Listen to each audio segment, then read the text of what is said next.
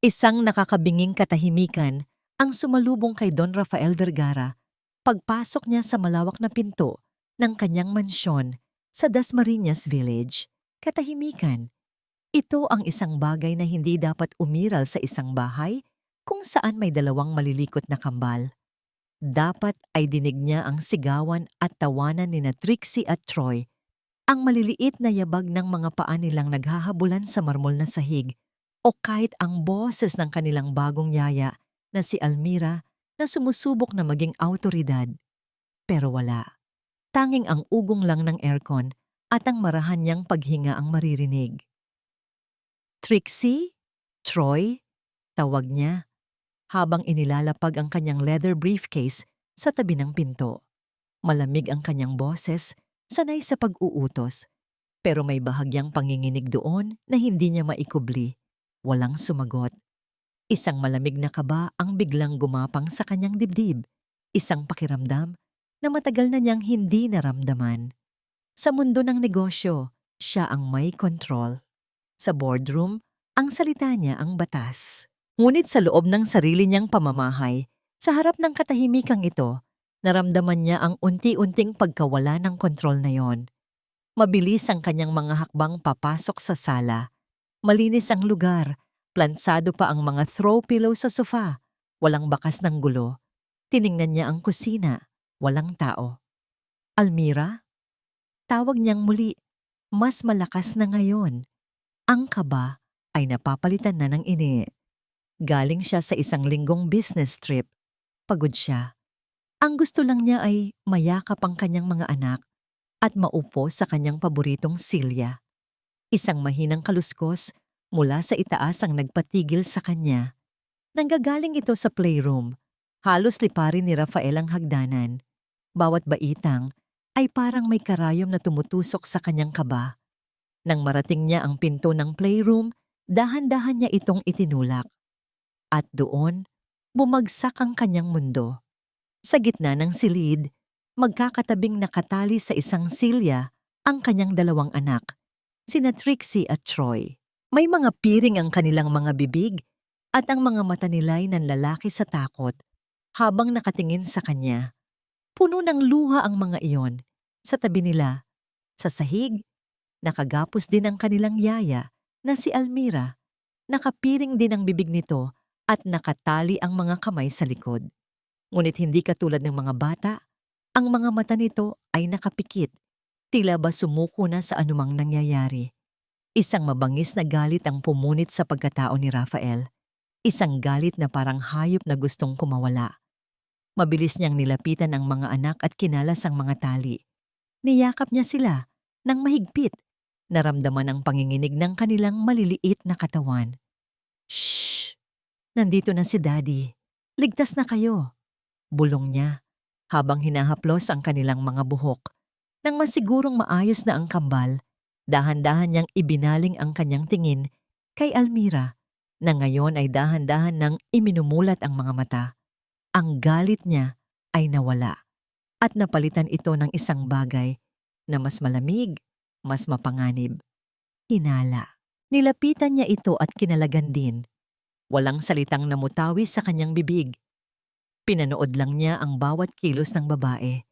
Tumayo ito, nanginginig, at niyakap ang sarili. May kaunting galos ito sa braso, pero bukod doon, mukha itong maayos. Masyadong maayos. Anong nangyari? Tanong ni Rafael. Ang boses niya ay kasing lamig ng yelo. Sir, pumasok sila. Nauutal na sagot ni Almira, umiiwas ng tingin. Dalawang lalaki, nakamaskara. Bakit hindi ka sumigaw? Bakit hindi ka lumaban? Sunod-sunod na tanong ni Rafael. Ang bawat salita ay parang isang akusasyon. Napatingin sa kanya si Almira, may takot at hindi makapaniwala sa kanyang mga mata. Sinubukan ko po, sir, pero tinutukan nila ako ng...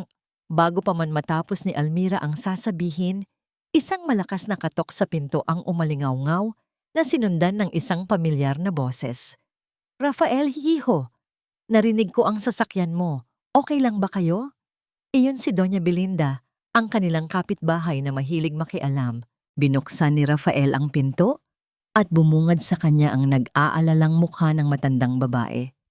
Ngunit bago pa man makasagot si Rafael, ang tingin ni Doña Belinda ay agad na dumapo kay Almira na nakatayo sa isang sulok, yakap-yakap ang sarili na tila ba nilalamig.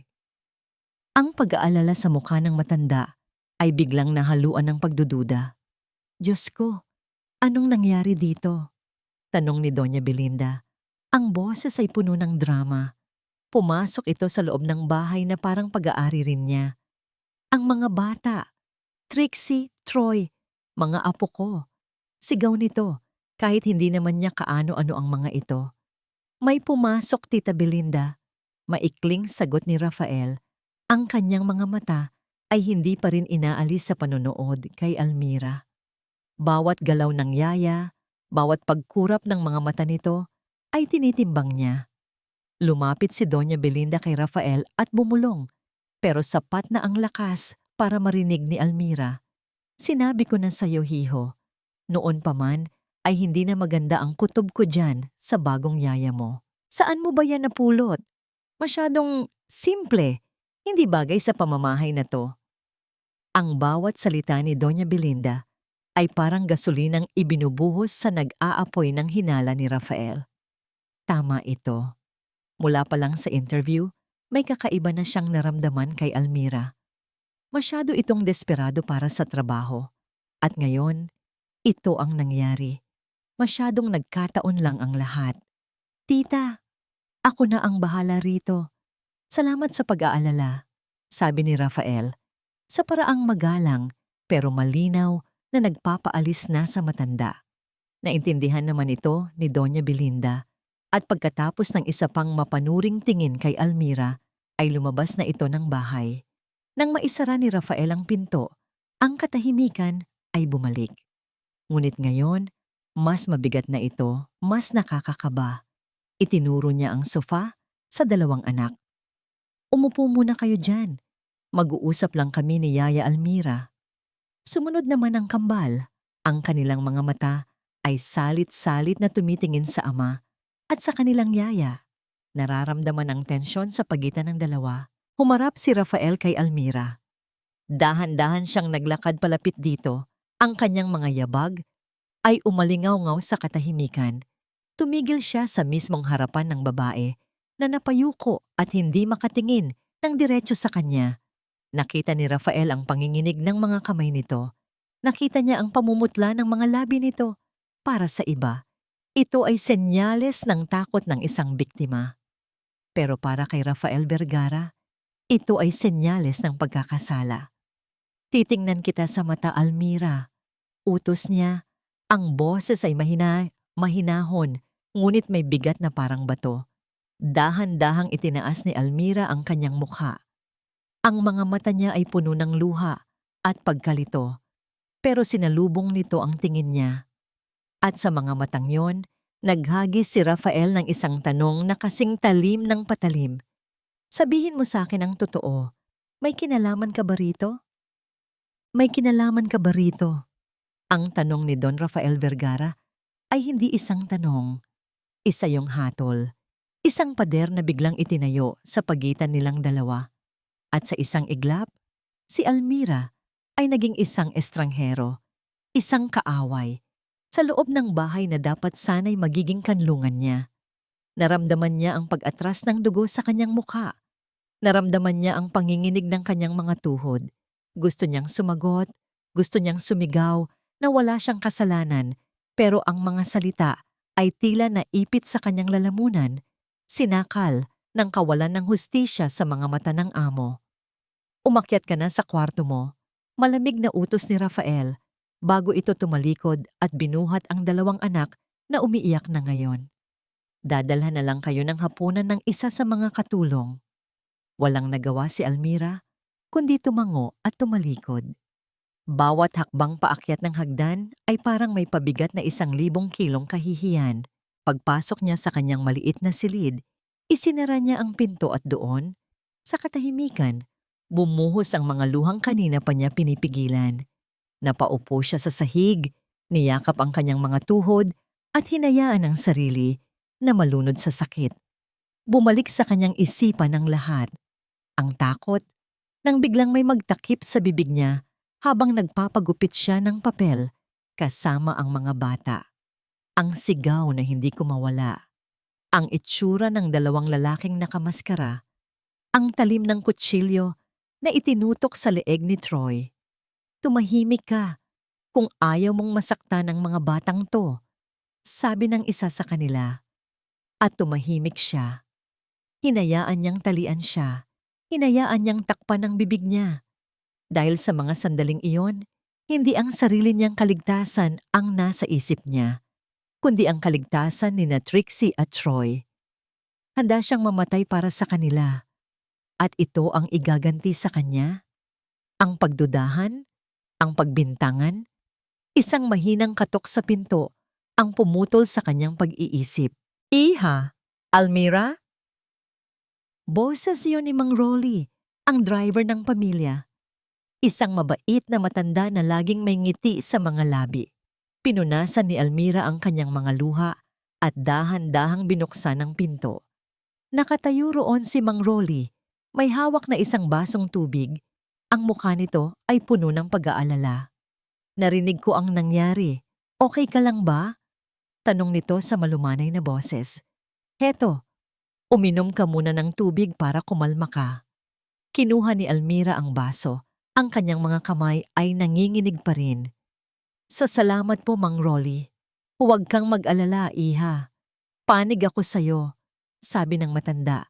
At sa isang saglit, naramdaman ni Almira ang bahagyang gumaan ng kanyang dibdib. May isang tao pa pala na naniniwala sa kanya. Alam kong wala kang kasalanan. Masyado lang bugso ang damdamin ni Sir Rafael. Mahal na mahal niya ang mga anak niya. Tumangulang si Almira, hindi makapagsalita. Magpahinga ka na, sabi ni Mang Rolly bago umalis. Malalampasan din natin to. Ngunit ang kaunting pag-asa na ibinigay ni Mang Rolly ay agad ding naglaho. Kinalaunan, nang bumaba siya para kumuha sana ng gamot sa sakit ng ulo, natigilan siya sa tapat ng library. Bahagyang bukas ang pinto at narinig niya ang dalawang boses sa loob. Boses ni Don Rafael at ni Mang Rolly. Hindi niya sinasadyang makinig, pero nakuha ng mga salita ang kanyang atensyon. Sir, ayoko po sanang magsalita. Dinig niyang sabi ni Mang Rolly. Ang boses ay puno ng pag-aatubili. Pero nitong mga nakaraang araw po, bago kayo dumating, napansin ko po si Almira. May kausap po siya palagi sa cellphone sa may hardin. Parang may itinatago. Noong minsan nga po, nakita ko siyang may inabot na maliit na sobre sa isang lalaking nakamotor sa labas ng gate. Nanigas si Almira sa kanyang kinatatayuan. Kasinungalingan. Isang malaking kasinungalingan. Kailan nangyari iyon? Bakit nagsisinungaling si Mang Rolly? Sumilip siya sa siwang ng pinto at nakita niya ang pagbabago sa mukha ni Don Rafael. Ang kaunting pagdududa kanina ay naging isang matigas na paniniwala. Ang kanyang mga mata ay nag-aapoy sa galit. Hindi na niya kinayang marinig pa ang iba. Mabilis siyang bumalik sa kanyang silid. Ang puso niya ay dumadagundong sa takot at pagtataksil. Ang taong inakala niyang kakampi ay ang siyang naglalagay ng lason sa isipan ng kanyang amo. Ang hapunan ay isang tahimik na parusa. Dinala ng isang katulong ang pagkain sa isang tray sa kanyang silid. Pero kahit anong pilit niya, hindi niya malunok ang pagkain. Pagkatapos ng ilang oras, muling bumukas ang pinto. Si Don Rafael. Nakatayo ito roon. Ang kanyang mukha ay walang emosyon. Ang kanyang mga mata ay malamig. Tiningnan siya nito mula ulo hanggang paa na para bang isa siyang basurang kailangang itapon. Hindi ka na mag-aalaga sa mga anak ko, deklara ni Rafael. Ang bawat salita ay tumatagos sa puso ni Almira. Mananatili ka lang dito hanggat hindi natatapos ang investigasyon. Pagkasabi noon, tumalikod ito at isinara ang pinto ng may kasamang pagdiin. Ang tunog ng paglock nito mula sa labas ang nagsilbing huling pako sa kanyang kabaong. Hindi na siya yaya, isa na siyang bilanggo. Buo na ang desisyon ni Rafael. Habang nakaupo sa kanyang malawak na study, pinagmamasdan ang mga litrato ng kanyang kambal sa ibabaw ng mesa. Lalong tumitigas ang kanyang puso. Ang kaligtasan ng mga anak niya ang pinakamahalaga sa lahat. Hindi siya maaaring magkamali. Hindi siya maaaring magtiwala sa isang babaeng puno ng misteryo. Ang mga salita ni Mang Rolly, ang pagtanggi ni Doña Belinda na ipakita ang CCTV, at ang kahina-hinalang kalmado ni Almira matapos ang insidente. Lahat ng ito ay mga piraso ng isang palaisipan na iisa lang ang nabubuong larawan, pagkakasala. Tumayo siya. Oras na para tapusin ito. Nilapitan niya ang kwarto ni Almira at binuksan ang lock.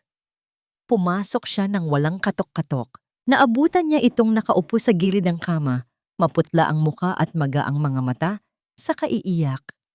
"Mag-impake ka na," sabi ni Rafael. Ang boses niya ay walang anumang bahid ng awa. "Bukas ng umaga, tatawag ako ng pulis. Hahayaan ko silang magdesisyon kung ano ang gagawin sa'yo." Iyon na ang huling patak na nagpaapaw sa baso. Inaasahan ni Rafael na lalo itong iiyak, magmamakaawa, o hihingi ng tawad. Ngunit hindi. Isang tawa, isang mapait, halos baliw na tawa, ang kumawala sa mga labi ni Almira. Nagulat si Rafael. Napakunot ang kanyang noo. Anong nakakatawa? Dahan-dahang tumayo si Almira at sa unang pagkakataon, sinalubong niya ang tingin ni Rafael ng walang takot. Tanging purong sakit at galit. Ang mga luha ay patuloy na dumadaloy sa kanyang mga pisngi, pero hindi na ito luha ng isang biktima. Ito ay luha ng isang taong wala nang natitirang ikakatakot. "Pulis?" Ulit niya, nanginginig ang boses sa tindi ng emosyon. "Sige, tumawag ka ng pulis. At kapag dumating sila, sabay nating harapin ang mga kasalanan natin, Don Rafael." "Anong pinagsasabi mo?" Naguguluhang tanong ni Rafael. "Ang pinagsasabi ko," sigaw ni Almira, at ang bawat salita ay tumama kay Rafael na parang sampal. "Na hindi ako kriminal, biktima rin ako." Humakbang siya palapit, ang kanyang mga mata ay nag-aapoy. "Biktima ng kumpanya niyo." Natigilan si Rafael. Ang mga salitang yon ay umalingaw-ngaw sa loob ng silid, sa loob ng kanyang isipan. Vergara Holdings? Paanong? 5 taon na ang nakalipas. Pagpapatuloy ni Almira, ang kanyang boses ay basag na ngayon sa pagitan ng mga hikbi. "Mayroon kaming maliit na talyer ng asawa ko. Gumagawa kami ng mga de-kalidad na school uniform. Pangarap niya yon, sir. Dugot pawis niya ang puhunan. Masaya kami. Simpleng buhay, pero masaya." Isang imahe ang biglang nabuo sa isipan ni Rafael habang nagsasalita si Almira. Isang maliit na paggawaan, ang tunog ng mga makinang pantahi, ang amoy ng tela. Isang mundong malayong malayo sa kanyang mundo ng salamin at bakal. Hanggang isang araw, patuloy ni Almira, dumating ang isang sulat mula sa Vergara Holdings, isang alok para bilhin ang aming maliit na negosyo. Hostile takeover ang tawag nila. Hindi kami pumayag. Para sa amin, hindi lang yon negosyo, buhay namin yon. Naramdaman ni Rafael ang panlalamig ng kanyang mga kamay. Naaalala niya ang panahong iyon. Agresibo ang expansion ng kanilang kumpanya sa garments industry. Maraming maliliit na mananahi ang kanilang inabsorb. "Pero wala kayong pakialam," sabi ni Almira. Ang pait sa kanyang boses ay halos nakakalasong pakinggan. "Ginamit ninyo ang lahat ng kapangyarihan nyo para ipitin kami. Biglang nawalan kami ng suppliers. Biglang may mga inspector na dumating araw-araw. Biglang binawi ng bangko ang loan namin. Gumuho ang lahat." Sa loob lang ng ilang buwan, hindi makapagsalita si Rafael. Ang bawat salita ni Almira ay parang isang piraso ng salamin na tumutusok sa kanyang konsensya. "Hindi kinaya ng asawa ko. Humahagulgol na," sabi ni Almira. "Isang gabi pag-uwi ko, natagpuan ko na lang siya. Tinapos niya ang sariling buhay dahil sa kahihiyan at kawalan ng pag-asa. Dahil sa inyo. Sa puntong yun, napaluhod na si Almira sa sahig. Ang kanyang katawan ay nanginginig sa tindi ng sakit na muling binuhay ng mga alaala. Si Rafael ay nanatiling nakatayo, parang isang estatwa na tinamaan ng kidlat. Vergara Holdings, ang pangalan ng kanyang ama, ang kanyang pamana, ang simbolo ng kanyang tagumpay. Ngayon, sa unang pagkakataon, nakita niya ito sa ibang liwanag. Hindi bilang isang imperyo, kundi bilang isang dambuhalang makina na walang awang sumasagasa sa maliliit na pangarap. Dahan-dahan, itinaas muli ni Almira ang kanyang mukha. Puno ng luha, puno ng sakit, puno ng akusasyon. Tumingin siya ng diretso sa mga mata ng lalaking sumira sa kanyang buhay. Ang Vergara Holdings, ang pumatay sa asawa ko. Walang nagsalita pagkatapos ng kanyang pag-amin. Ang mga salitang binitawan ni Almira ay nanatiling nakabitin sa hangin. Mabigat at puno ng sakit. Si Don Rafael ay nanatiling nakatayo roon, hindi gumagalaw. Ang muka ay isang blangkong maskara na hindi mabasa ni Almira. Gusto niyang makakita ng kahit anong emosyon, gulat, awa, kahit galit. Pero wala. Pagkatapos ng ilang sandali na parang walang katapusan, tumalikod ito at lumabas ng silid. Narinig ni Almira ang marahang pag-click ng lock ng pinto. Bilanggo pa rin siya. Ngunit sa pagkakataong ito, may nag-iba. Hindi na lang takot ang nararamdaman niya. May halong kakaibang gaan sa kanyang dibdib. Ang bigat ng lihim na 5 taon niyang kinimkim ay nailabas na niya. Nasabi na niya ang katotohanan sa taong pinakakailangan itong marinig. Kahit ano pa ang mangyari pagkatapos nito, para sa isang sandali, naramdaman niyang malaya siya. Kinabukasan, ang katahimikan sa mansyon ay mas mabigat. Dinala muli ang pagkain sa kanyang silid. Ngunit sa pagkakataong ito ay kumain si Almira. Kailangan niya ng lakas.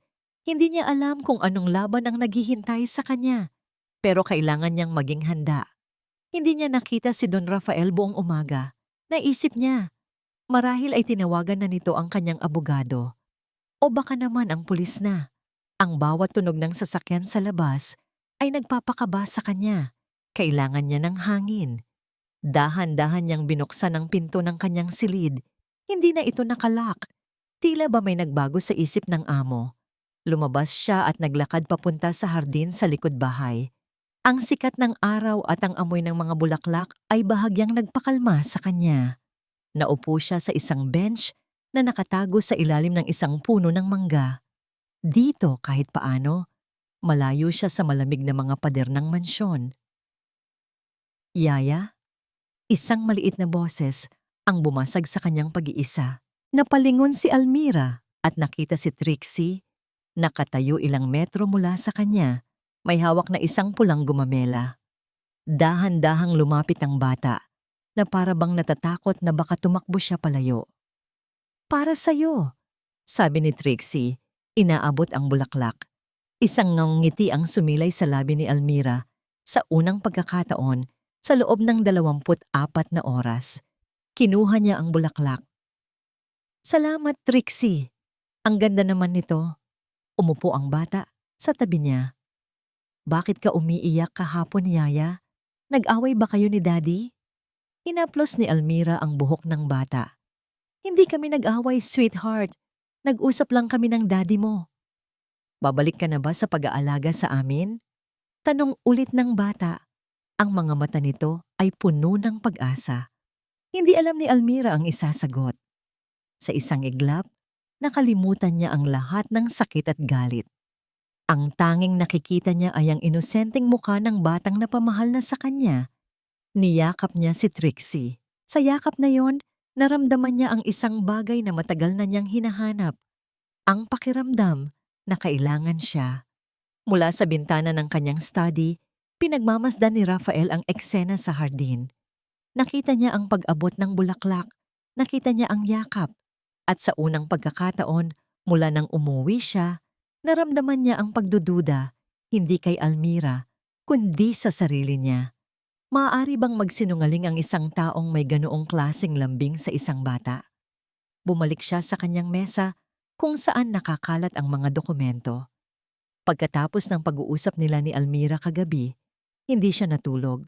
Nagpahanap siya ng mga lumang papeles, ngunit kaninang umaga lang, si Mang Rolly mismo ang nag-abot sa kanya ng isang brown envelope. "Sir, baka ito po yung hinahanap niyo. Nasa lumang bodega ko po ito nakita," sabi nito. Nang buksan niya ito, nandoon nga ang folder tungkol sa maliit na talyer ng asawa ni Almira. Ngunit may mga dokumento doon na hindi nabanggit ng babae. Mga report mula sa isang private investigator, mga bank statement, mga katibayan ng malaking pagkakautang sa sugal ng asawa nito. Ang kaunting awa na nagsimulang tumubo sa puso ni Rafael ay biglang nalanta at namatay. Kaya pala nagpakamatay. Hindi dahil sa kumpanya, kundi dahil sa sarili nitong bisyo. Ginamit lang ni Almira ang pangalan ng Vergara Holdings para pagtakpan ang katotohanan. Isang sinungaling, isang manipulahadora. Hapon na nang harapin niyang muli si Almira. Naabutan niya ito sa sala. Kausap pa rin si Trixie. "Trixie, pumasok ka muna sa kwarto mo." Utos niya. Ang boses ay mas malamig pa kaysa dati. Agad na sumunod ang bata. Naiwan silang dalawa ni Almira. Inilapag ni Rafael ang brown envelope sa center table. "May nakalimutan kang ikwento sa akin," simula niya.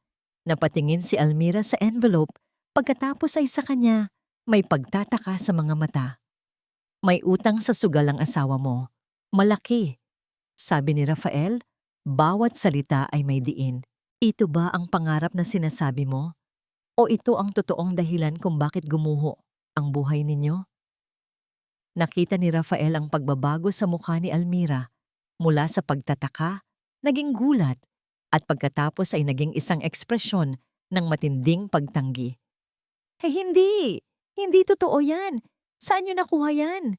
Kasinungalingan yan!" "Talaga ba?" tanong ni Rafael. May halong pang-uuyam.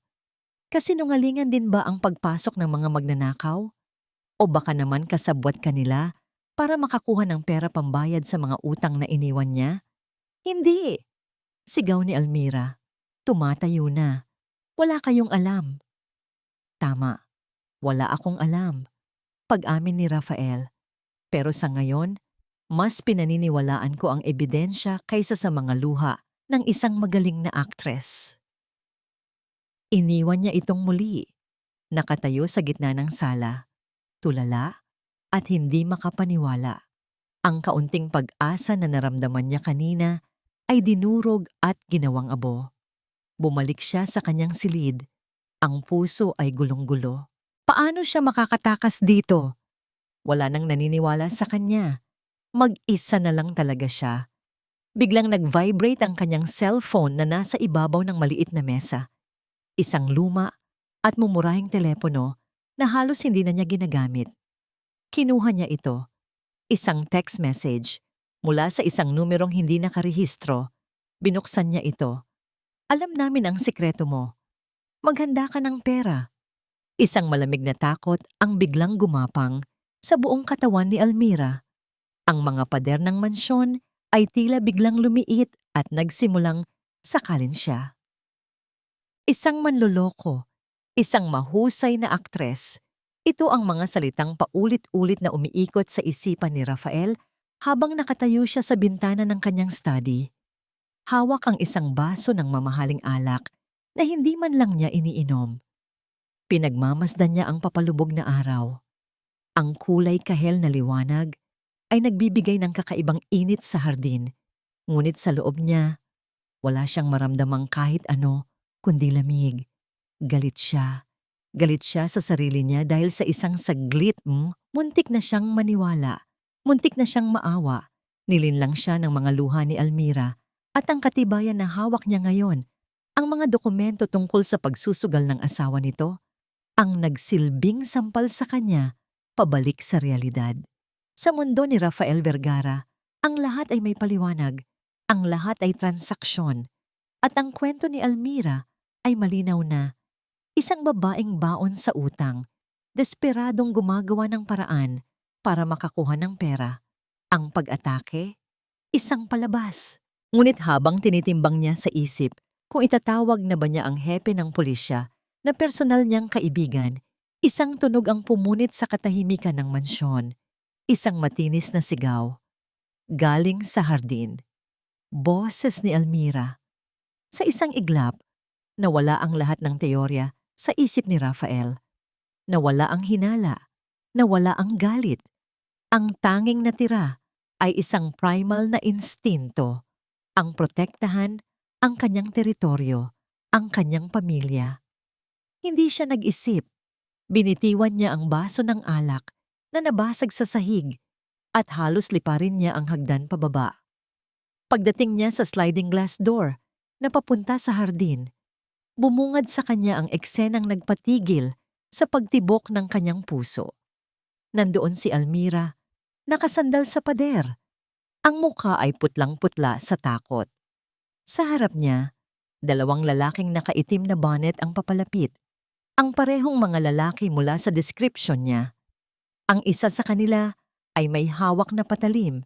Nakita ni Rafael ang kanyang mga anak, sina Trixie at Troy, na nakasilip mula sa sala, ang mga mata ay nanlalaki sa takot. Isang mabangis na apoy ang biglang sumiklab sa dibdib ni Rafael. Layuan niyo siya! Sigaw niya. Ang boses ay dumagundong na parang kulog. Nagulat ang dalawang lalaki. Hindi nila inaasahan na naroon ang amo ng bahay. Napalingon sila kay Rafael. At sa sandaling iyon ng kanilang pag-aatubili, kumilos siya. Hinablot niya ang pinakamalapit na bagay na mahahawakan niya. Isang driver, ang paborito niyang golf club na nakasandal malapit sa pinto. Mahigpit ang hawak niya rito. Ang mga ugat sa kanyang braso ay lumitaw. Hindi siya sundalo, hindi siya basagulero. Pero sa mga sandaling iyon, handa siyang pumatay. Sumugod siya palabas. Umalis kayo sa pamamahay ko. Sigaw niyang muli. Itinaas ng isang lalaki ang patalim. Huwag kang makialam, boss. Yung babae lang ang kailangan namin. Pero hindi nakinig si Rafael. Iwinasiwas niya ang golf club. Umiwas ang lalaki at ang club ay tumama sa pader na semento. Lumilikha ng malakas na tunog at nagiiwan ng marka. Ginamit niya ang pagkakataon para itulak ang isa pang lalaki palayo kay Almira. Nagsimula ang isang magulong sagupaan. Suntok, tulak, iwas. Si Rafael ay nakikipagbuno sa dalawang lalaki. Ang kanyang suot na mamahaling polo ay nagusot na. Hindi niya alintana ang panganib. Ang tanging nakikita niya ay ang takot sa mga mata ni Almira at ang pangangailangang ilayo, ang gulo, sa kanyang mga anak. Sa gitna ng paghahamunan, nagawa ni Rafael na masuntok ng malakas ang isa sa mga lalaki, dahilan para matumba ito. Ngunit ang kasama nito, na may hawak na patalim, ay nagwala. Sinugod nito si Rafael. Umiwas si Rafael, pero hindi sapat ang bilis niya. Isang matalas na kirot ang gumuhit sa kanyang kaliwang braso. Daing niya. Napahawak sa braso na ngayon ay mabilis na binabasa ng sarili niyang dugo.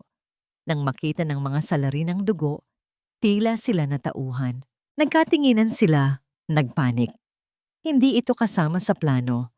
Mabilis silang tumakbo, umakyat sa bakod at naglaho sa dilim. Naiwan si Rafael, nakatayo, humihingal, habang dahan-dahang tumutulo ang dugo mula sa kanyang braso papunta sa damuhan. Si Almira, na kanina'y parang estatwang natigilan sa takot, ay biglang nabuhayan. Sir! Sir Rafael! Sigaw niya. Tumakbo palapit sa kanya. Nakita niya ang lalim ng sugat. Walang pag-aalinlangan, pinunit niya ang laylayan ng kanyang sariling damit at mabilis na itinali ito sa braso ni Rafael para mapigilan ang pagdurugo. Kailangan nating tumawag ng ambulansya, sabi ni Almira. Ang boses ay nanginginig, hindi na sa takot, kundi sa pag-aalala. Nakatitig lang si Rafael sa kanya. Nakikita niya ang takot sa mga mata nito. Takot para sa kanya. Nakikita niya ang panginginig ng mga kamay nito habang mahigpit na binabalot ang kanyang sugat. Ang lahat ng hinala, ang lahat ng teorya, ang lahat ng dokumento. Lahat ng yun ay biglang nawalan ng saysay. Ang instinct ay hindi nagsisinungaling. Ang takot na nakita niya sa mga mata ni Almira kanina ay totoo. Ang pag-aalala na nakikita niya ngayon ay totoo. Pinrotektahan na niya ito. At ngayon, inaalagaan siya nito. Nakatitig siya sa mga mata nito at sa unang pagkakataon, may lumabas na salita sa bibig niya na hindi nagtataglay ng yelo. Salamat. Tumanggi si Rafael na tumawag ng ambulansya. Galos lang to, sabi niya, kahit na patuloy ang pagkirot ng kanyang braso. Ayaw niyang palakihin pa ang gulo. Ayaw niyang may dumating na pulis at magtanong. Dahil sa pagkakataong ito, ang mga tanong na nabubuo sa isipan niya ay hindi na para kay Almira, para na sa iba. Sa loob ng bahay, pagkatapos patahanin at patulugin ng kambal na labis na natakot, si Almira na mismo ang gumamot sa sugat ni Rafael.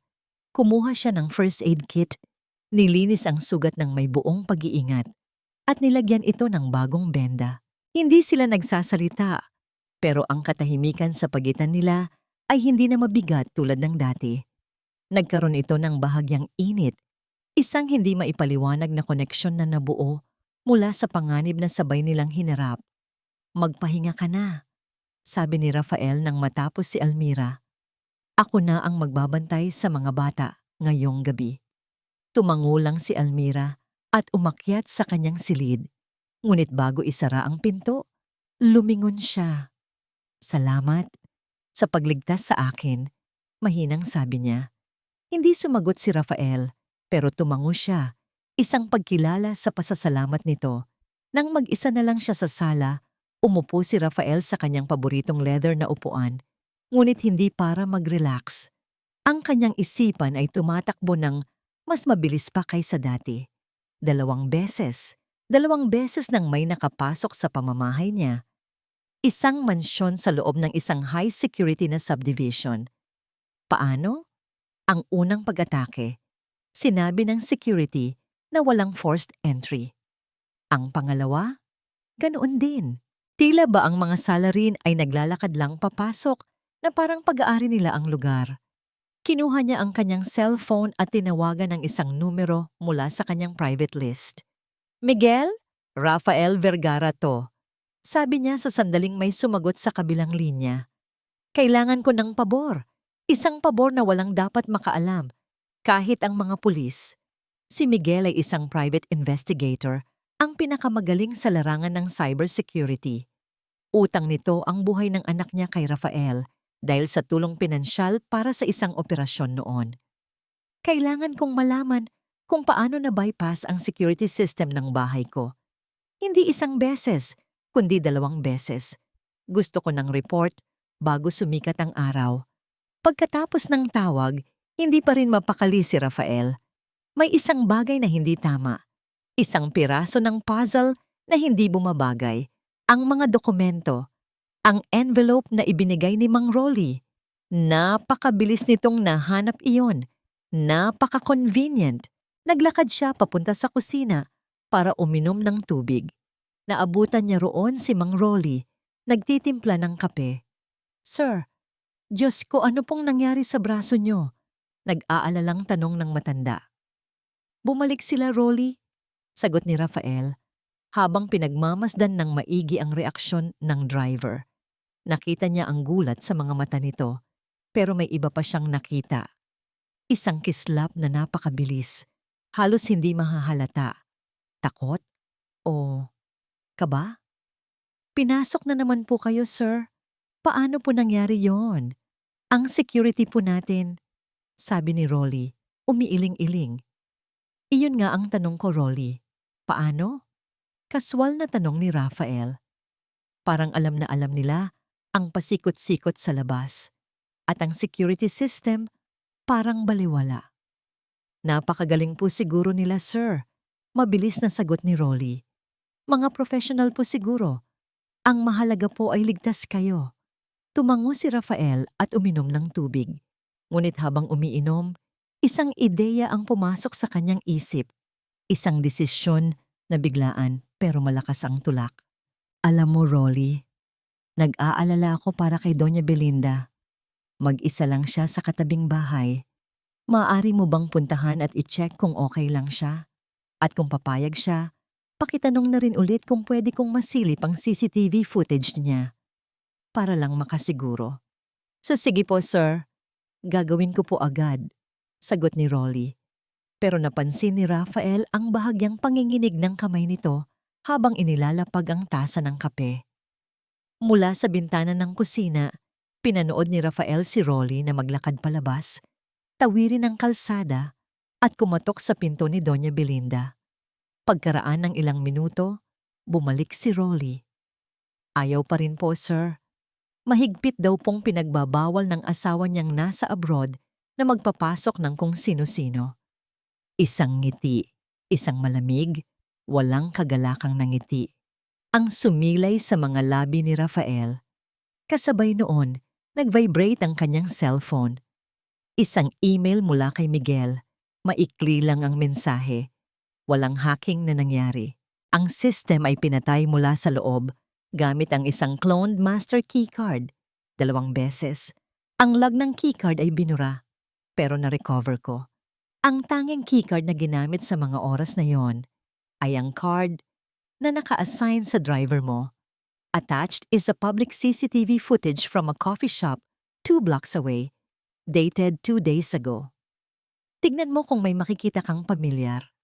Mabilis na binuksan ni Rafael ang video file. Malabo ang kuha, pero malinaw. Nakita niya ang itim na sasakyan ng pamilya. Bumaba mula rito si Mang Rolly. Pumasok ito sa coffee shop. At ang lalaking sinalubong niya roon, ang lalaking kausap niya sa mesa habang nag-aabutan sila ng isang sobre. Ay ang isa sa 2 lalaking sumugod sa kanya sa hardin kanina lang. Ang lalaking muntik nang tumapos sa buhay niya gamit ang isang patalim. Nabitawan ni Rafael ang kanyang cellphone. Tumama ito sa sahig na gawa sa marmol, ngunit hindi man lang niya narinig ang tunog ng pagbasag nito. Ang tanging naririnig niya ay ang malakas na dagundong ng kanyang puso sa loob ng kanyang dibdib.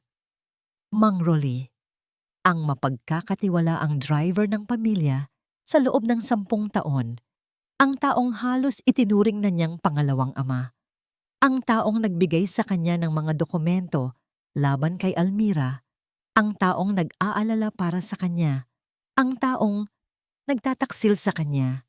Isang malamig na galit ang gumapang sa buong katawan ni Rafael, mas malamig pa kaysa sa yelo, mas matalim pa kaysa sa patalim na sumugat sa kanya. Hindi na ito tungkol sa pera, hindi na ito simpleng pagnanakaw. Personal na ito. Tumingin siya sa labas ng bintana. Nakita niya si Mang Rolly na nagdidilig ng mga halaman, na para bang walang anumang nangyari. Isang tapat na driver na ginagawa ang kanyang trabaho. Isang ahas na matagal na palang naninirahan sa loob ng kanyang pamamahay, naghihintay ng tamang oras para tumuklaw. Ngayon, naiintindihan na niya ang lahat. Ang pagtanggi ni Doña Belinda, ang mga dokumento, ang perpektong tiyempo ng lahat ng bagay. Si Almira ay hindi ang kontrabida sa kwentong ito. Isa lang siyang piyesa, isang pain, at siya si Don Rafael Vergara, ang CEO na kayang kontrolin ang isang buong korporasyon, ay naging isang tanga sa sarili niyang pamamahay. Pinaglaruan, nilinlang, pero tapos na ang laro. Kinuha niya ang kanyang cellphone mula sa sahig. Basag ang screen, pero gumagana pa. Dinial niya ulit ang numero ni Miguel. Miguel, sabi niya. Ang boses niya ay kalmado na ngayon, ngunit may nakatagong panganib sa likod nito. Alamin mo ang lahat tungkol kay Mang Rolly. Rodrigo de Leon ang buong pangalan niya, at alamin mo kung anong koneksyon niya kay Belinda Bel Jimenez, ang kapitbahay ko. At higit sa lahat, alamin mo kung may koneksyon sila sa isang babaeng nagngangalang Almira Reyes. May naramdaman siyang koneksyon sa pagitan ng tatlo. Hindi niya pa alam kung ano, pero naroon. At hahanapin niya ito. Ibinaba niya ang tawag. Tumingin siyang muli sa lab. Nagtama ang kanilang mga mata ni Mang Rolly. Ngumiti ang matanda sa kanya. Ngumiti rin si Rafael pabalik. Ngunit ang nangiti ni Rafael Vergara ay hindi nangiti ng isang amo. Ito ay namang nangiti ng isang mangangaso na natagpuan na ang kanyang biktima. Isang bagong umaga, ngunit iba ang umagang ito. Pagkagising ni Almira, wala na ang mabigat na takot na dumadagan sa kanyang dibdib sa nakalipas na mga araw. Napalitan iyon ng isang munting pag-asa, isang sinag ng liwanag sa gitna ng kadiliman. Ang pangyayari kagabi, ang pagsugod ni Don Rafael para iligtas siya, ay isang bagay na hindi niya malilimutan. Sa kabila ng lahat ng hinala at masasakit na salita, nang dumating ang panganib, pinili nitong protektahan siya. Ang isang salitang salamat na binitawan nito ay mas may bigat pa kaysa sa 1,000 paghingi ng tawad. Pagbaba niya sa kusina, naabutan niya si Don Rafael na nagtitimpla ng kape. May benda pa rin sa braso. Nagtama ang kanilang mga mata. Walang nagsalita, pero wala na ron ang lamig. Wala na ang pader ng yelo. Isang bahagyang pagtango lang mula kay Don Rafael ang natanggap niya. Pero para kay Almira, sapat na iyon. Naramdaman niyang nagsisimula ng magbago ang lahat. Buong araw, isang kakaibang kalmado ang bumalot sa mansyon. Naglaro sila ng kambal sa sala. Nagbasa siya ng kwento para sa kanila. Sa unang pagkakataon, naramdaman niyang muli na isa siyang yaya at hindi isang bilanggo. Ngunit ang kapayapaan ay isang marupok na salamin at malapit na itong mabasag. Hapon na nang marinig nila ang tunog. Isang tunog na papalakas ng papalakas. Ang tunog ng sirena ng pulis. Natigilan si Almira. Napatingin siya kay Don Rafael na biglang tumayo. Ang muka ay nagpakita ng pagkalito at pagkabahala. Lumapit ito sa bintana at nakita ni Almira ang pagtiim ng kanyang bagang. Manatili kayo rito. Utos nito bago lumabas. Ngunit maya-maya lang, bumukas ang pinto at pumasok hindi lang si Don Rafael, kundi 2 unipormadong pulis. Almira Reyes? Tanong ng isa, isang matangkad na opisyal na may seryosong mukha. Ako po. Nauutal na sagot ni Almira habang mabilis na inilagay sa likod niya sina Trixie at Troy na nagsisimula ng matakot. Sumama ka sa amin sa presinto. Iniimbitahan ka namin para sa ilang katanungan, sabi ng pulis. Teka, anong basihan ninyo? Agad na sabat ni Rafael, ang boses ay matigas at may awatoridad. Wala kayong warrant. Hindi niyo siya pwedeng basta-basta kunin. Mayroon na kaming sapat na dahilan, Mr. Vergara. Sagot ng pulis, sabay labas ng isang maliit na voice recorder. Salamat sa isang concerned citizen, may natanggap kaming bagong ebidensya. Pinindot ng pulis ang recorder. Isang garalgal na tunog ang unang narinig at pagkatapos, isang boses. Boses ng isang babae. Oh, nakuha niyo na ba ang pera? Siguraduhin niyong walang makakakilala sa inyo. Oo, ako na ang bahala sa loob. Madali lang utuin ang mga bata. Nanlaki ang mga mata ni Almira. Hindi iyon ang boses niya, pero may pagkakahawig. Tila ba sinadyang gawing garalgal para hindi maging malinaw? Hindi ako yan, sigaw ni Almira. Ang puso niya ay dumadagundong sa takot at gulat. Tumingin siya kay Rafael, ang kanyang mga mata ay nagmamakaawa. Maniwala ka sa akin. Nakita niyang nakatingin si Rafael hindi sa kanya, kundi sa isang taong nasa likod ng mga pulis. Si Mang Rolly, nakatayo roon, ang mukha ay puno ng pekeng pag-aalala. Pasensya na po, sir, pero trabaho lang po namin. Sabi ng pulis sabay lapit kay Almira. Kailangan niyo na pong sumama. Hindi! Sigaw ni Almira habang nagsisimula nang humagulgol sina Trixie at Troy. Hinawakan ng pulis ang kanyang braso. Malamig, madiin. At sa harap ng lahat, sa harap ng mga batang minahal niya, sa harap ng lalaking nagsimula na siyang pagkatiwalaan, inilabas ng pulis ang isang posas. Ang malamig na bakal ay kumapit sa kanyang pulso. Isang tunog ng kahihiyan. Ang tunog ng pagkatalo. Pangako, Almira. Napalingon siya sa sigaw ni Rafael. Ang mukha nito ay puno ng galit. Isang galit na hindi para sa kanya, kundi para sa sitwasyon. Palalabasin kita. Tiwala ako sa'yo. Iyon ang huling mga salitang naririnig niya bago siya tuluyang ilabas ng mansyon, palayo sa kanyang munting pag-asa, pabalik sa isang mas madilim at mas malalim na bangin. Sa istasyon ng pulis, iniwan siyang mag-isa sa isang maliit at malamig na interrogation room. Maputi ang mga pader. Amoy luma ang hangin.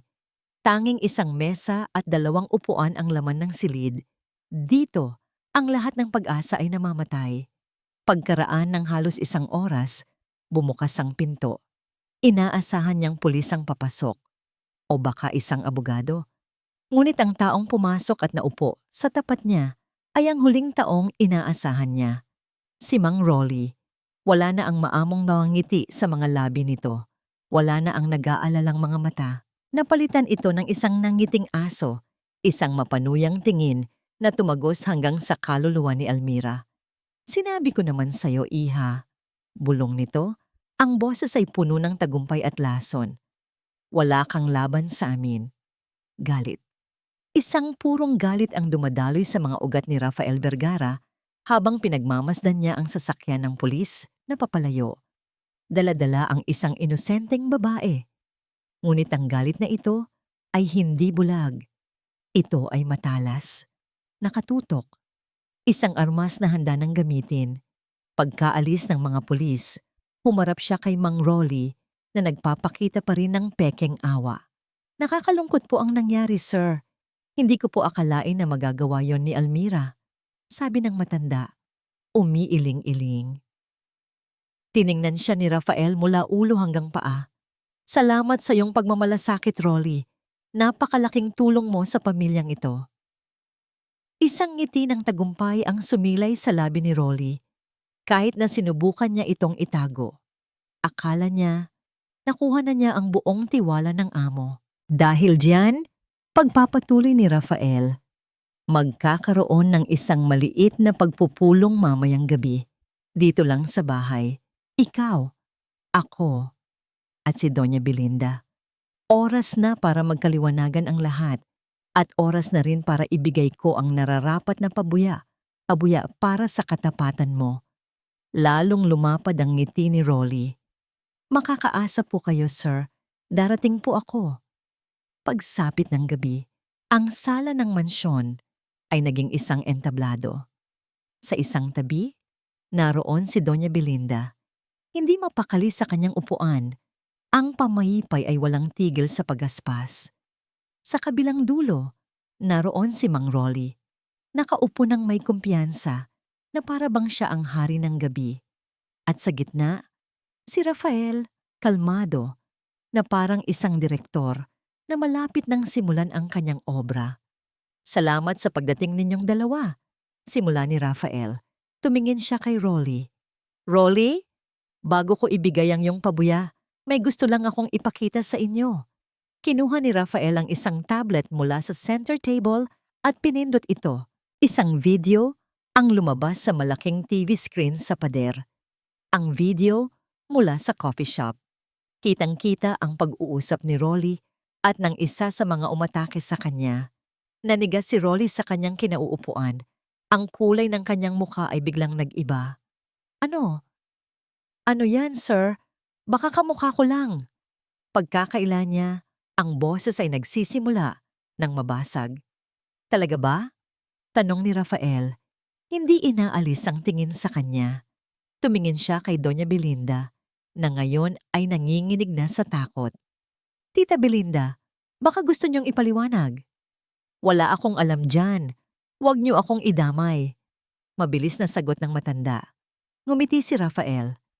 Naiintindihan ko. Pinindot niyang muli ang tablet. Kung ganoon, baka gusto ninyong pakinggan ito. Isang audio recording ang umalingaw-ngaw sa sala. Boses ni Belinda.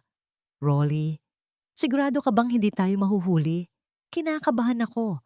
Paano kung malaman ni Rafael? Boses ni Rolly. Relax ka lang, pinsan. Nasa palad ko ang amo mo. Maniwala ka sa akin, sa 1 linggo mayaman na tayo. At yung babaeng yon, si Almira, magbabayad na rin siya sa wakas sa pagiging inutil niya. Sa pagtunog ng recording, gumuho ang mundo ni na Rolly at Belinda. Hayop ka, Rolly! Sinabi ko ng masamang ideya to. Sigaw ni Belinda, tumatayo at nanginginig. Manahimik ka, Belinda. Kasalanan mo to. Ganting sigaw ni Rolly. Hindi! Isang malakas na sigaw mula kay Rafael ang nagpatigil sa kanilang dalawa. Tumayo siya.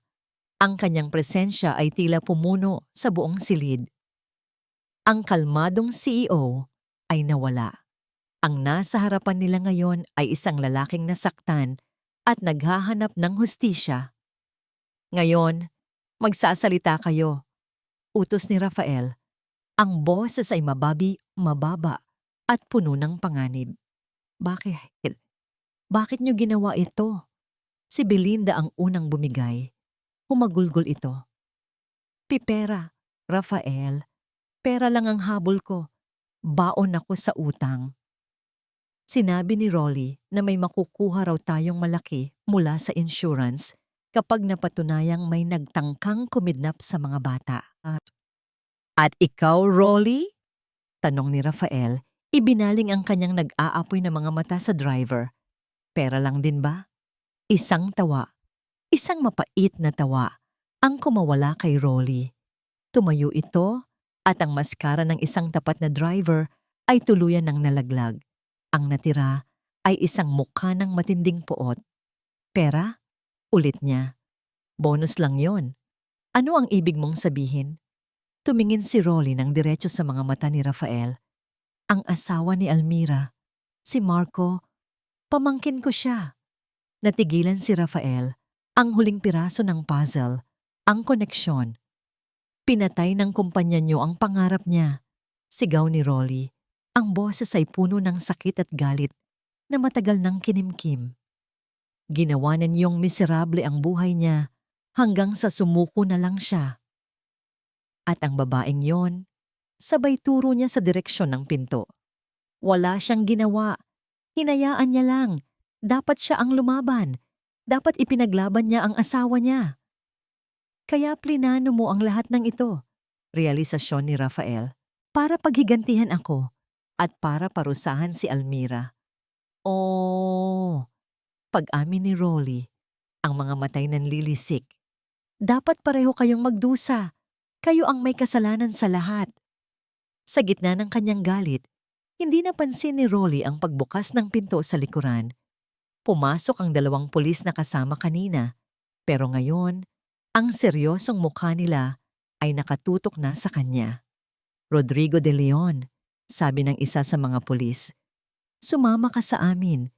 Arestado ka para sa conspiracy, perjury, at attempted extortion. Nang makita ni Rolly ang mga pulis, ang lahat ng tapang niya ay biglang naglaho. Sinubukan niyang tumakbo, pero huli na ang lahat. Nahuli siya. Pinusasan. Habang kinukuha ng mga pulis si Rolly at ang umiiyak na si Belinda. Isang huling sigaw ang binitawan ni Rolly, nakatingin kay Rafael. Pinatay niyo ang pamangkin ko. Karapat-dapat lang kayo sa lahat ng ito. Madaling araw na nang palayain si Almira. Ang proseso ay naging mabilis pagkatapos ng pag-amin ni na Rolly at Belinda. Ngunit ang bawat minutong paghihintay sa loob ng malamig na istasyon ng pulis ay parang isang walang hanggang parusa. Nang sa wakas ay bumukas ang pinto at sinabing malaya na siya, naramdaman niya ang pagod na gumuhit sa buong katawan niya. Paglabas niya sa lobby, nakita niya agad ito. Si Don Rafael Vergara, nakatayo roon, matiyagang naghihintay. Ang mamahalin nitong damit ay gusot na. Ang buhok ay bahagyang magulo. Ang benda sa braso nito ay nagsisilbing paalala ng lahat ng kaguluhang nangyari. Naglakad ito palapit sa kanya. Walang nagsalita. Ang mga mata lang nila ang nag-usap. Mga matang puno ng pagod, puno ng pasensya, at isang hindi pa masabing emosyon. Tara na, mahinang sabi nito. Ihahatid na kita. Inakala ni Almira na sa mansyon sila uuwi. Ngunit ibang direksyon ang tinahak ng sasakyan. Huminto sila sa harap ng isang malaking hotel. Dito ka muna magpalipas ng gabi, sabi ni Rafael.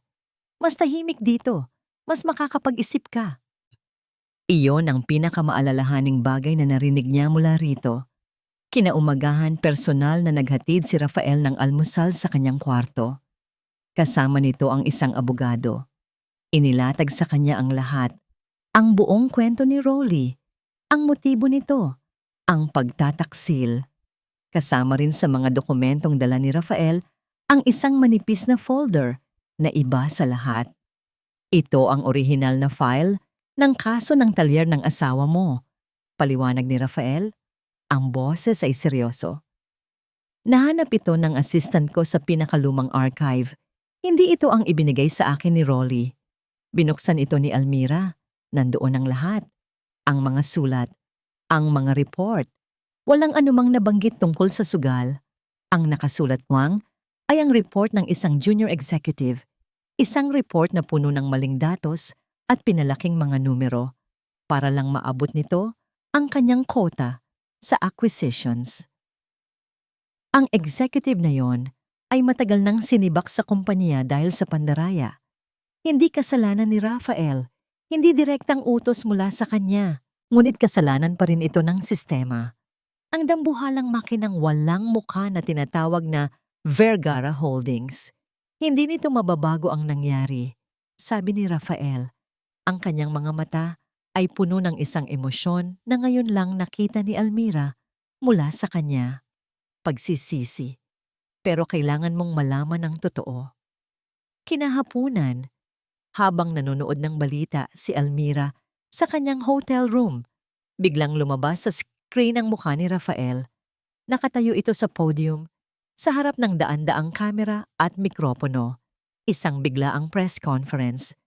Nagsalita ako ngayon. Simula ni Rafael. Ang kanyang boses ay matatag at malinaw. Hindi bilang isang CEO, kundi bilang isang tao na nagkamali. Ikinuwento niya ang lahat. Hindi niya itinago ang pangalan ni Almira, ngunit ginawa niya ito sa paraang nagbibigay dangal. Inilabas niya ang katotohanan tungkol sa maling report at sa executive na nagkamali. At pagkatapos, ginawa niya ang isang bagay na hindi inaasahan ng buong mundo ng negosyo. Yumuko siya. Sa harap ninyong lahat at sa harap ng pamilya Reyes, ako ay humihingi ng tawad. Sabi niya, nagkamali ang sistema ko at bilang pinuno, kasalanan ko ito. Hindi sapat ang salita para itama ang nakaraan. Kaya naman, simula ngayon, ang Vergara Holdings ay magtatatag ng isang foundation na tutulong sa mga maliliit na negosyo na nasa bingit ng pagkalugi dahil sa hindi patas na kompetisyon. Ito ang Marco Reyes Foundation. Nabitawan ni Almira ang remote control. Ang mga luha ay muling dumaloy sa kanyang mga pisngi. Ngunit sa pagkakataong ito, hindi ito luha ng sakit o galit. Ito ay luha ng paglaya. Gabi na nang muling kumatok si Rafael sa kanyang pinto. May dala itong sobre. Ito, para sa'yo. Compensation para sa lahat ng pinsala. Sabi nito, iniaabot ang sobre. Tiningnan ni Almira ang sobre. Pagkatapos ay tumingin siya sa mga mata ni Rafael. Dahan-dahan, umiling siya. Hindi niya kinuha ang sobre. Pinapatawad na kita, Rafael. Sabi niya. Ang kanyang boses ay mahinahon at buo. Hindi dahil sa pera o sa kumpanya mo.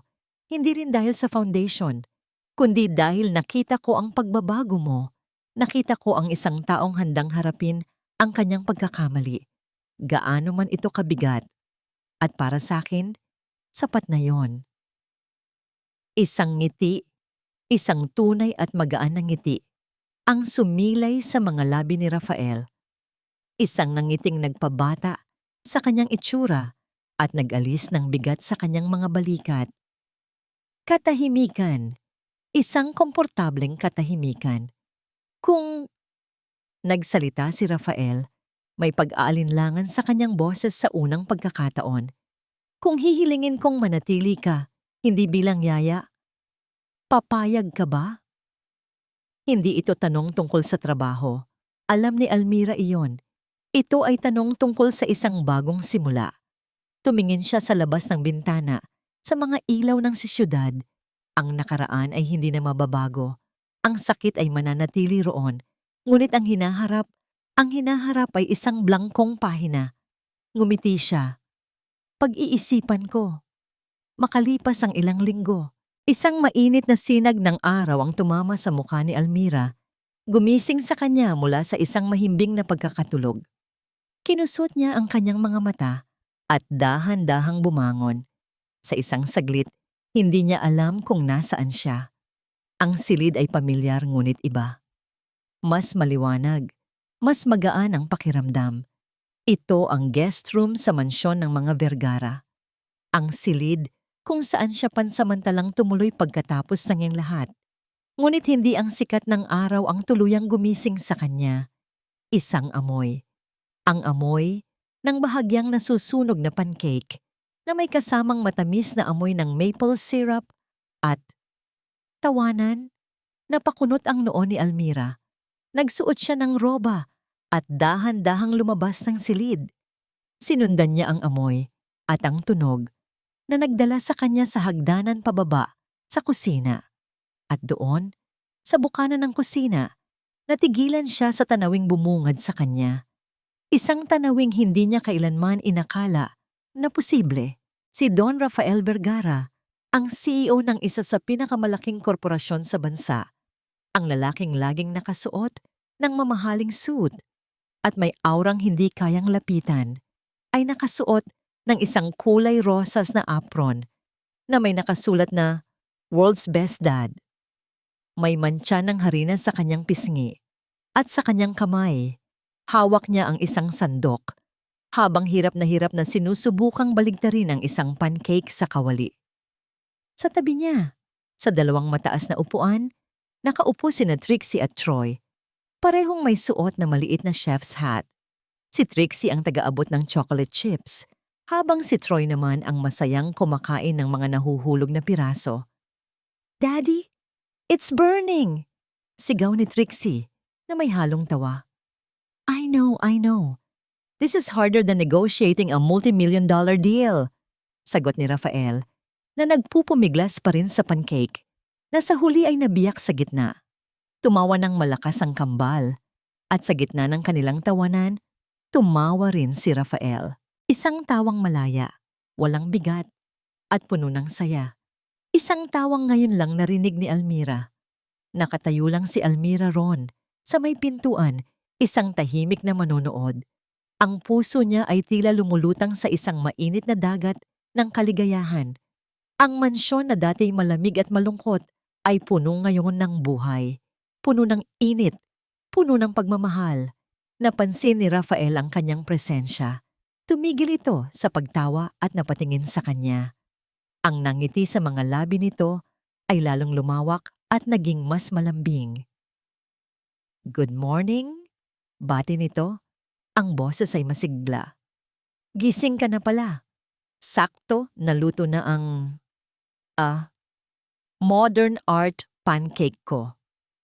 Lumapit si Almira, isang ngiti na rin ang naglalaro sa kanyang mga labi. "Mukhang masarap yan. Yaya Almira, look, we're making breakfast," masayang sabi ni Troy. "I see that," sagot ni Almira. Hinaplos ang ulo ng bata. Kumuha si Rafael ng isang plato. Maingat na inilagay ang sirang pancake dito at nilagyan ito ng napakaraming whipped cream at chocolate syrup para pagtakpan ng itsura.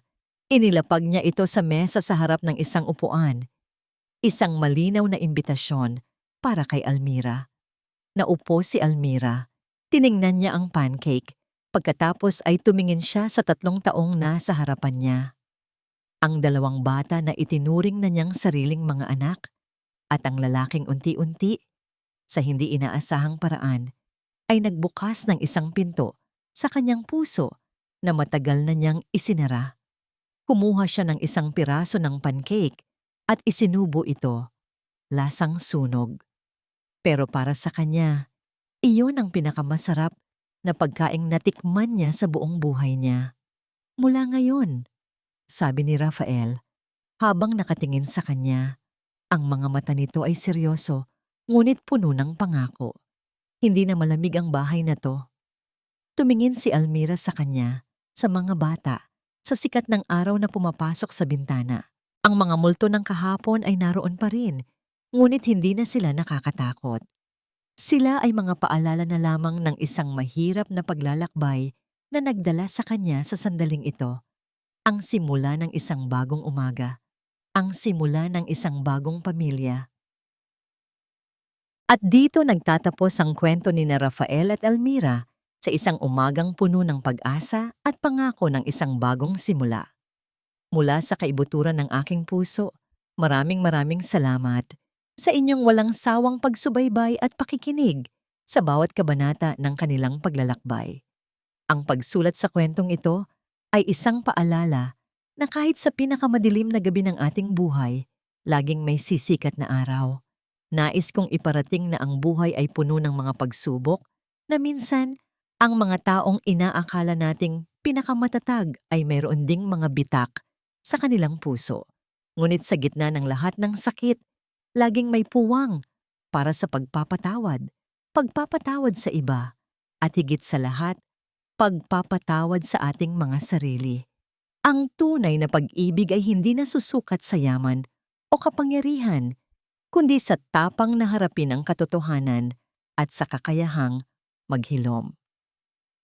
Sana ay mayroong aral o damdamin na tumatak sa inyong puso mula sa kwento ni na Rafael at Almira. Kung mayroon man, huwag po kayong mag-atubiling ibahagi ito sa comment section sa ibaba. Ang inyong mga salita at damdamin ang nagbibigay buhay at inspirasyon sa bawat kwentong aking isinusulat. Hanggang sa muli nating pagkikita sa susunod na kwento. Ito po ang inyong abang lingkod na laging naniniwala sa kapangyarihan ng pag-ibig na nagbabago at nagpapagaling sa lahat. Paalam at maraming salamat.